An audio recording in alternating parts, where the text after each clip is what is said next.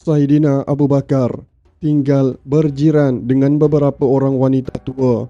Ada di antara mereka adalah janda yang kematian suami akibat gugur syahid di medan perang. Biasanya, Saidina Abu Bakar akan ke rumah jiran-jirannya itu. Beliau akan mencuba membantu membuat apa-apa pekerjaan bagi menolong jiran-jiran yang susah itu. Ada kalanya, beliau akan memerah susu kambing. Ada kalanya, beliau akan menguli tepung dan membuat roti untuk anak-anak yatim. Sejak menjadi khalifah, Saidina Abu Bakar terlalu sibuk. Banyak hal yang berkaitan dengan umat Islam yang perlu diuruskan. Oleh kerana itu, beliau tidak lagi berpeluang menolong jiran-jirannya itu. Hingga terdengarlah kepada beliau kata-kata beberapa orang wanita tua itu bahawa mereka sudah kehilangan seorang pembantu yang baik lagi soleh. Pada suatu hari, Saidina Abu Bakar cuba melapangkan sedikit waktunya. Beliau pergi ke rumah salah seorang jirannya dan cuba membantu membuat kerja seperti biasa. Beliau memberi salam sambil mengetuk pintu rumah jirannya itu. Seorang kanak-kanak keluar membuka pintu. "Siapa yang datang itu, nak?" Kedengaran suara si ibu bertanya. "Pakcik pemerah susu kambing kita, mak," jawab si anak. Si ibu segera datang menjenguk dan melihat Saidina Abu Bakar. Dengan perasaan malu, si ibu lalu menegur anaknya. "Kenapa kamu biadab sekali? Jangan lagi menyebut seperti itu. Katakanlah Khalifah Rasulullah yang datang." Bagaimanakah perasaan Saidina Abu Bakar ketika itu? Beliau tidak sekali-kali marah.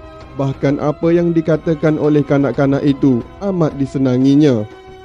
"Tak mengapalah, saya lebih suka dipanggil sebagai pemerah susu kambing," kata Saidina Abu Bakar.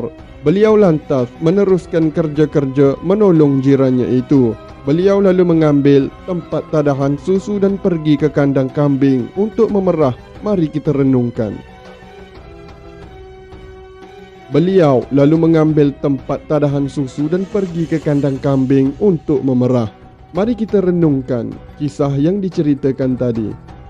Saidina Abu Bakar radhiyallahu anhu terkenal dalam sejarah Islam sebagai salah seorang sahabat yang paling rapat dengan Rasulullah sallallahu alaihi wasallam dan begitu besar juga sumbangannya terhadap perkembangan awal ajaran Islam. Beliau sentiasa berada di sisi Rasulullah sallallahu alaihi wasallam baik ketika susah maupun ketika senang.